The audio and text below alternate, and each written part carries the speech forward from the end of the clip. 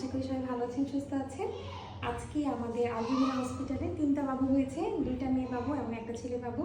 সব থেকে বলার মতো যেটা, এই বাবুটার মা হচ্ছে সিলেট থেকে এসেছে।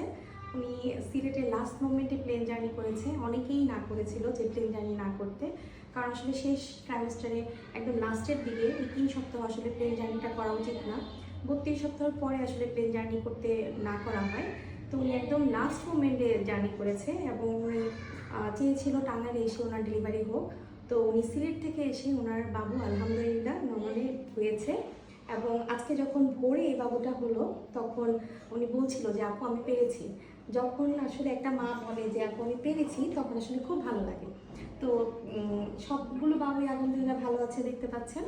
তো সবাই দোয়া করবেন আমাদের এইভাবে যেন আলজমিরা হসপিটালে প্রতিদিন অনেকগুলো করে বাবু, সুন্দর সুন্দর বাবু নর্মাল ডেলিভারির মাধ্যমে হয় এবং সারা বাংলাদেশে আপনারা সবাই নর্মাল ডেলিভারির চেষ্টা করবেন। এটাই আমাদের স্লোগান, এটাই আমাদের কথা, যে যেখানে থাকে সেখান থেকে নর্মাল ডেলিভারির চেষ্টা করবেন।